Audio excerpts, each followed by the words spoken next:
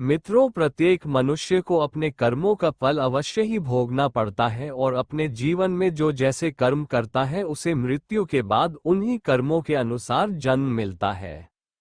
किसी को कुत्ते का जन्म मिलता है तो किसी को भेड़ बकरी का जन्म मिलता है। हिंदू धार्मिक ग्रंथों के अनुसार इस धरती पर रहने वाले सभी मनुष्यों को मृत्यु के बाद उसके कर्मों के अनुसार अलग अलग योनि में जन्म मिलता है और उसे अपने पापों का फल भोगना पड़ता है।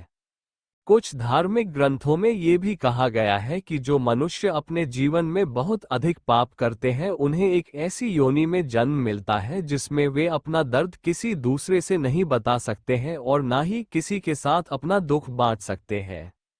मित्रों, आज के इस वीडियो में हम आपको बताएंगे कि वह कौन से कार्य हैं जो मनुष्यों को अपने जीवन में नहीं करने चाहिए, नहीं तो उसे कुत्ते का जन्म मिलता है और पूरा जीवन इधर उधर भटकना पड़ता है। और भगवान श्री कृष्ण ने इसके बारे में क्या बताया है कि मनुष्यों के वह कौन से पाप हैं जिनके कारण प्रत्येक मनुष्य को अगले जन्म में कुत्ते का जन्म मिलता है, जानेंगे एक कथा के माध्यम से। इसीलिए मित्रों, चैनल को सब्सक्राइब नहीं किया है तो चैनल को सब्सक्राइब करके वीडियो को लाइक कर दें। मित्रों, एक समय की बात है जब देवी राधा भगवान श्री कृष्ण जी से मिलने के लिए जाती हैं और भगवान श्री कृष्ण जी से कहती हैं, प्रभु, आज जब मैं आपसे मिलने के लिए आ रही थी तो मैंने देखा कि एक कुत्ता भोजन की तलाश में इधर उधर भटक रहा था और वहीं पर एक मनुष्य भोजन कर रहा था। तभी वह कुत्ता उसके पास जाकर बैठ गया और कुत्ता सोच रहा था कि अभी यह मुझे भी रोटी खिलाएगा, किंतु उस मनुष्य ने अकेले ही भोजन कर लिया और उस कुत्ते को रोटी के एक टुकड़ा भी नहीं दिया। फिर कुत्ता भूखे पेट ही वहां से चला गया। और प्रभु, इसे देखकर मेरे मन में दो प्रश्न उठ रहे हैं और मैं चाहती हूं कि आप मेरे दोनों प्रश्नों के उत्तर देकर मुझे संतुष्ट करें। तो भगवान श्री कृष्ण मुस्कुराते हुए बोले, हे देवी, तुम्हारे मन में जो भी प्रश्न है मुझे निश्चिंत होकर बताओ, मैं तुम्हारे प्रश्नों के उत्तर अवश्य ही दूंगा। तो देवी राधा बोली, प्रभु, मेरा पहला प्रश्न ये है कि किस पाप के कारण मनुष्यों को कुत्ते का जन्म मिलता है और वह कौन से कार्य हैं जो मनुष्य को अपने जीवन में कभी नहीं करने चाहिए, नहीं तो उसे कुत्ते का जन्म मिलता है। और मेरा दूसरा प्रश्न ये है कि कुत्ते को रोटी खिलाने से हमें कौन सा पुण्य मिलता है। तो भगवान श्री कृष्ण बोले, हे देवी, मैं तुम्हें एक कथा सुनाता हूँ जिसे सुनकर तुम्हें तुम्हारे प्रश्नों का उत्तर मिल जाएगा, किंतु कथा को पूरा मन लगाकर सुनना। तो देवी राधा बोली, प्रभु, आप कथा सुनाइए, मैं कथा को पूरा मन लगाकर सुनूंगी। तो कथा को सुनाते हुए भगवान श्री कृष्ण ने कहा, एक समय की बात है जब भगवान श्री राम सभा लगाकर अपनी सभा में बैठे हुए थे, तभी उन्हें एक कुत्ते की रोने की आवाज सुनाई देती है। तो वह सभा में मौजूद द्वारपाल से उस कुत्ते को वहां से भगाने के लिए कहते हैं। तो द्वारपाल कुत्ते के पास जाता है और उसे वहां से भगा देता है। और फिर अगले दिन जब भगवान श्री राम फिर से सभा में बैठे होते हैं, तभी वह कुत्ता फिर से वहीं पर आकर बैठ जाता है। और जैसे ही भगवान श्री राम सभा में कुछ कहना प्रारंभ करते हैं, फिर से वह कुत्ता जोर जोर से रोने लगता है और इस बार भी द्वारपाल कुत्ते के पास जाता है और उसे वहां से भगा देता है।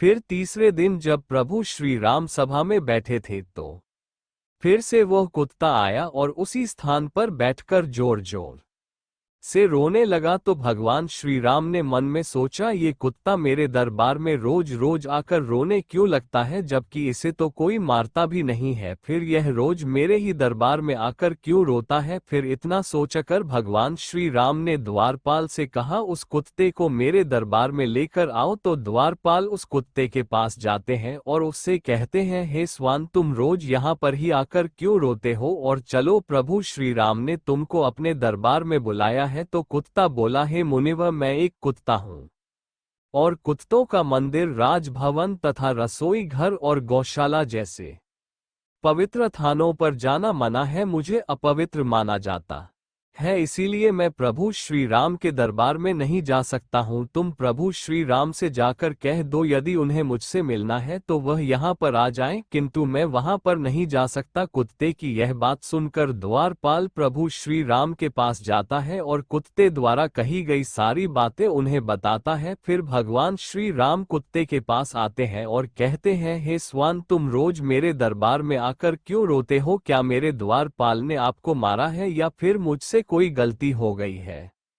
तो कुत्ता बोला, नहीं प्रभु, नहीं, आपसे कोई गलती हुई है ना, आपके द्वारपाल ने मुझे मारा है। तो भगवान राम ने कहा, फिर रोज तुम मेरे दरबार में आकर क्यों रोते हो? तो कुत्ता बोला, प्रभु, एक सन्यासी ने मुझे पत्थर से मारा है जिसके कारण मेरा एक पैर टूट गया है और अब मुझसे सही से चला भी नहीं जाता है और मुझे बहुत पीड़ा भी हो रही है, इसीलिए प्रभु मैं आपके दरबार में आकर रोता हूँ। प्रभु, मैंने सुना है कि आप सबका न्याय करते हैं, तो प्रभु मेरा भी न्याय कीजिए और उस सन्यासी को सजा दीजिए।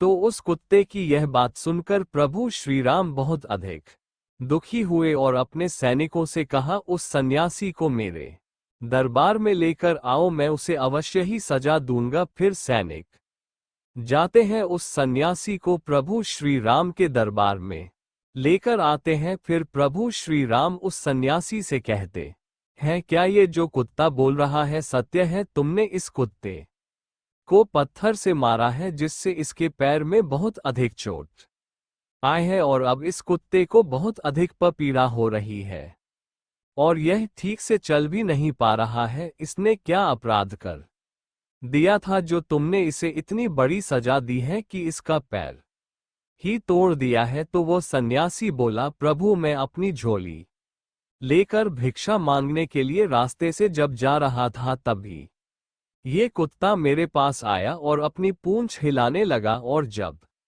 मैंने इसे खाने के लिए कुछ नहीं दिया तो इसने मेरी भिक्षा का अन्न छू लिया था, जिसके कारण मैंने क्रोध में आकर पत्थर उठाकर इसको मार दिया और पत्थर बहुत अधिक बड़ा होने के कारण इसका पैर टूट गया। सन्यासी की यह बात सुनकर प्रभु श्री राम उस सन्यासी पर बहुत अधिक क्रोधित हुए और उन्होंने सन्यासी से कहा, ये कुत्ता एक अज्ञानी जीव है, इसने अपना पेट भरने के लिए ऐसा किया, इसे इतना ज्ञान नहीं है कि किसी का अन्न न नहीं छूना चाहिए, इसीलिए इस कुत्ते ने ऐसा किया। किंतु आप तो एक सन्यासी हैं, आपके अंदर तो ज्ञान है कि किसी भी जीव को इस तरह से नहीं मरना चाहिए, फिर भी आपने इस जीव को मारा, इसीलिए अपराध इस कुत्ते ने नहीं बल्कि अपराध तो आपने किया है। आप इतने बड़े ज्ञानी होते हुए भी इस कुत्ते को मारा है, इसीलिए अपराधी आपको ही माना जाएगा। फिर प्रभु श्री राम ने उस कुत्ते से कहा, ये सन्यासी तुम्हारा अपराधी है और अब तुम ही बताओ कि इस सन्यासी को क्या सजा दी जाए? तो कुत्ते ने कहा, प्रभु इस सन्यासी को किसी नगर का राजा बना दीजिए। तो प्रभु श्री राम ने कहा, ठीक है, इसे एक नगर का राजा बना दिया जाएगा। और फिर उस सन्यासी को सुंदर वस्त्र पहनाकर एक घोड़े पर बिठा दिया और उस सन्यासी को एक महल में ले गए और वहां के एक नगर का राजा बना दिया गया। फिर जब वह सन्यासी राजा बन गया तो बहुत अधिक खुश था और मन में सोचने लगा, वह कुत्ता सच में बिल्कुल पागल ही था। मैंने उसका पैर तोड़ दिया था और उसने मुझे सजा देने के बजाय मुझे इस नगर का राजा बना दिया। फिर यह बात किसी की समझ में नहीं आ रही थी कि उस कुत्ते ने सन्यासी को सजा देने के बजाय उसे नगर का राजा क्यों बना दिया। तो कुछ लोग इसी प्रश्न का उत्तर जानने के लिए प्रभु श्री राम के पास गए और प्रभु श्री राम से पूछने लगे, प्रभु इस कुत्ते ने इस सन्यासी को सजा देने के बजाय महल का राजा क्यों बना दिया, जबकि उस सन्यासी ने तो कुत्ते का पैर तोड़ दिया था, तो इस कुत्ते को तो उस सन्यासी को सजा देनी थी। लोगों की यह बात सुनकर प्रभु श्री राम ने कहा, इस प्रश्न का उत्तर तो आप लोगों को वह कुत्ता ही दे सकता है कि आखिर उसने ऐसा क्यों किया। तब सभी लोग उस कुत्ते के पास गए और उस कुत्ते से पूछा, आपने ने उस सन्यासी के साथ ऐसा क्यों किया है? उसे सजा देने के बजाय उसे एक नगर का राजा बना दिया, जबकि उसने तो तुम्हारा एक पैर तोड़ा था। तो कुत्ता मुस्कुराते हुए बोला, तुम जानना चाहते हो कि मैंने उस सन्यासी को सजा देने के बजाय उसे एक नगर का राजा क्यों बना दिया? तो सुनो, मैं भी पिछले जन्म में एक नगर का राजा था और मैं गरीबों पर खूब अत्याचार करता था। मेरे नगर में जितने भी लोग थे सभी बहुत अधिक गरीब थे और वो दिन भर खेतों में मेहनत मजदूरी करके जो अन्न उगाते थे उसमें से आधा मैं ले लेता था, और जो भी मुझे अपने अन्न में से आधा हिस्सा नहीं देता था उसे मेरे सैनिक बहुत मारते पीटते थे और उनकी मेहनत का धन मैं हड़प लेता था। पिछले जन्म में मैंने बहुत सारे पाप किए थे, इसी कारण इस जन्म में मुझे कुत्ते का जन्म मिला है और अब मैं पिछले जन्म में किए गए पापों का फल भोग रहा हूँ। और मैंने उस सन्यासी को इसीलिए राजा बनाया है ताकि उसे भी अगले जन्म में कुत्ते का ही जन्म मिले और तब उसे पता चलेगा कि कुत्ते का जीवन कैसा होता है और अपना पेट पालने के लिए क्या क्या करना पड़ता है और एक एक अन्न के लिए कितना तरसना पड़ता है और कितने लोगों से मार खानी पड़ती है। फिर इस तरह उस कुत्ते की यह बात सुनकर सभी की समझ में आ गया था कि उस कुत्ते ने उस सन्यासी को राजा क्यों बनाया है। मित्रों, फिर कथा को आगे बताते हुए भगवान श्री कृष्ण देवी राधा से कहते हैं, हे देवी, अब मैं तुम्हारे दोनों प्रश्नों के उत्तर देता हूँ।